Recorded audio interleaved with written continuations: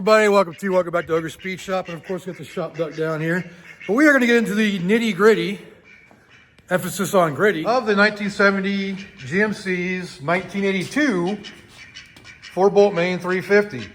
And we all know that if you've been following that the cam lost a couple lobes and took out a couple lifters. So now we're going to dig into the bottom end and see what kind of damage it did. Hopefully minimal.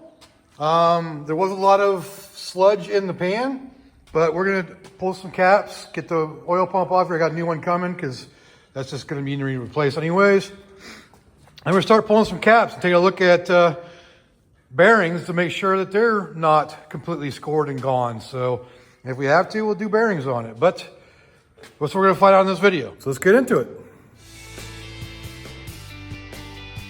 And start off by getting the oil pump off, so we can get to these caps and see if we got any super bad carnage underneath there or not.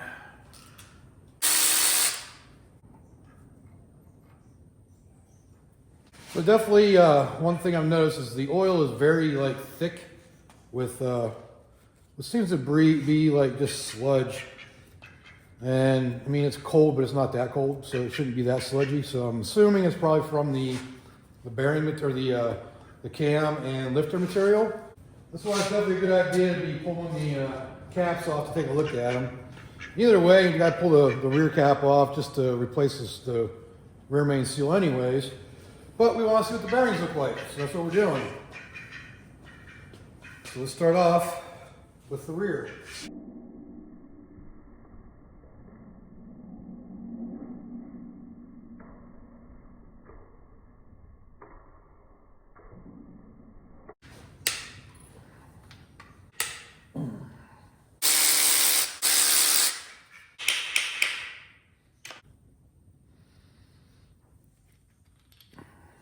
If you look at that, you can see there's definitely what seems to be a score mark, but is that, I don't know.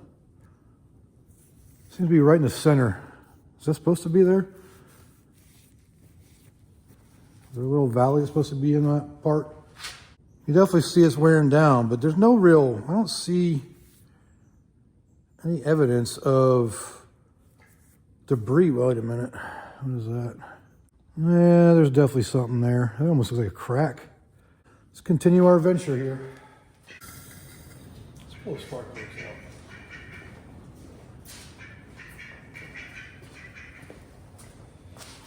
All right, that spark plugs are out. Should be a little easier to turn. Get these rod bolts up.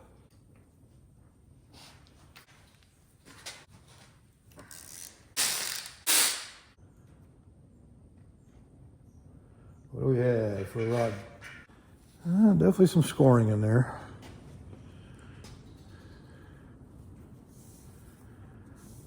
Doesn't look horrible though. Like it's not down to copper or anything. A little rough, so I think bearings probably aren't a bad idea. How does the crank look? A little bit of roughness on the crank.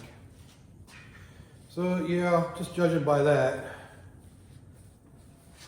So it's a pretty good possibility that we need to have some work done on the crank. Definitely feel an edge, like roughness across surfaces on there. So yeah, looks like we have to have the crank checked out, maybe polished. Yep, we definitely have damage. Oh, yay. That one just doesn't want to come off, does it? And the bearing's stuck. And the backside of that bearing looks like it might have been spinning. So let me go ahead and flip the motor, pull the heads, start tearing it apart because I can't leave the bearing surfaces like that. This one wasn't too bad. This one's definitely rough. So I think these at least are polishing. Nothing else. All right, we got the heads off and found a nice surprise. Look at that, 30 over pistons. So this is a 355 basically. Look at the cylinder walls. Still got some cross hatching on them, which is good. A little bit of carbon buildup. Man, no lip though. So I think the block will be all right. We'll see. We're pulling the pistons out anyway, so because we're going to get new bearings for the crank and possibly have the crank polished. But I just wanted to share that too. And I'll make sure that's in the video. Is we got a 30 over. You got 30 over pistons, so technically we got 355 here. Kind of cool. All right, so we're going to finish tearing this apart. We're going to get the pistons out. I'm marking them with a V, so I know they point to the front. I know the chamfers and everything will show it up, but I'm just doing a quick reference for myself when I put it back together. And I'm putting dots because I don't have number stamps, so I'm just going to put dots. So number 1 piston, which is this one because it's upside down. If it was right side up, it'd be on this side where it's supposed to be. But that's number 1. So we're actually 1, 3, 5, 7, and 2, 4, 6, 8. So you guys remember that. So I marked it with 1 dot for 1, 2 dots for 2, and I'll do the rest as I take them out.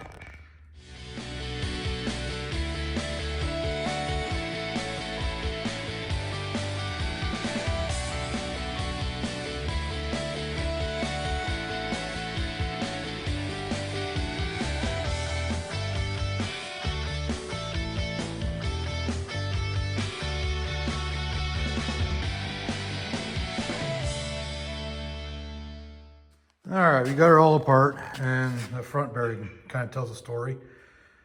It is very rough on most of the surfaces.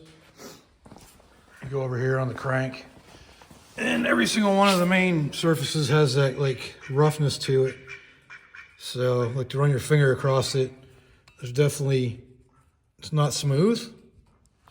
So yeah, I gotta call around. There's a couple machine shops I found when I did a search around here. So call and see what they say about checking it and possibly doing a polish on it to clean it up. New bearings. Cylinder walls look decent.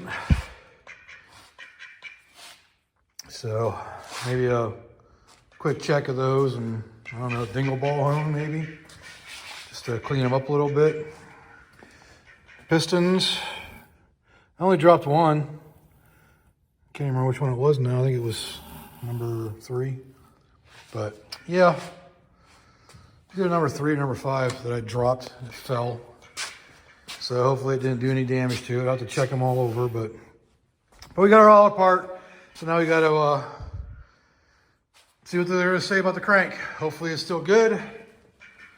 And they can just do a quick polish on it and clean it up. And we'll clean out the ports on the block to get all the crap out of the oil passages and then go from there. So that's where we're at. It's down to a bare block now. Oh, I just got back from the machine shop and unfortunately the rod journals have already been ground 20 under. And he basically said we can go 30, but you want to keep the motor, don't you? So I'm not gonna take any chances. I'm gonna have to look for a new crank and basically rebuild the whole motor. But so that's where we're at. And the main journals were 10 under, I think. 10 or 15 under. I can't remember. They were under too. But anyways, time to look for a new crank. I went and talked to the machine shop about the crank. This has been a couple weeks now. He said that you should definitely check the rods and the wrist pins as well because it could get some, you could still get some stuff down inside there. He says, but as long as it slides and rotates smoothly, then you should be good to go. So I'm just going to go through and check them all, just to make sure they all slide the same and move the same and don't have any issues that way. So I also want to check the piston that I dropped to be sure I didn't damage it. I think it might have been this one.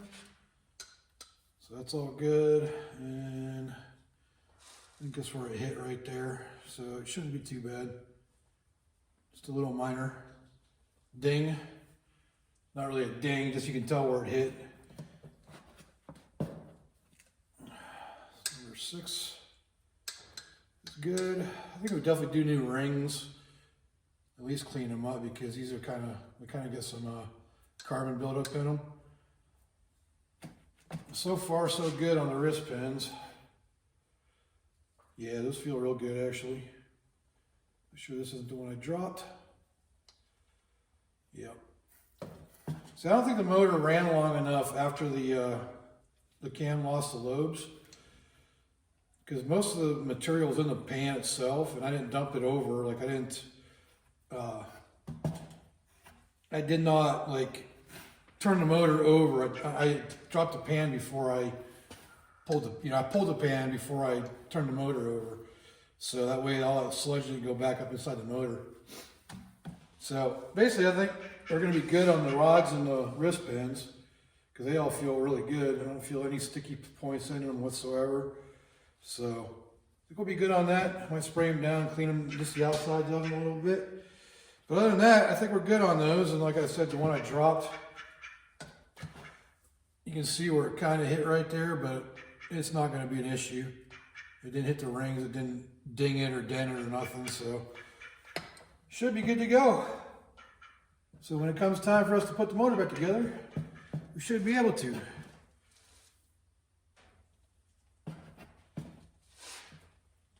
And that's one less thing I gotta buy, which is good. And honestly, what's the worst that could happen? It doesn't work, and I have to rebuild it again. But that's kind of the thing you go with when you trying to save money, I guess. But those all look good, so I'm happy with that. That's going to finish up this fairly short video on the engine diagnostic and teardown. As you saw, the crank is definitely bad. I got to replace that. Probably go ahead and get one from Summit. Heard good things about them, so we'll see. Got more videos coming up on this truck, and just kind of real quick, just a quick drive-by right there, so you can see what's where the truck stands right now. But anyways, if you like this video, leave a like down there. Let me leave me a comment. Let me know what I can do better, and subscribe while you're at it if you want to. So again, I appreciate y'all watching. Until next time, I will see y'all later.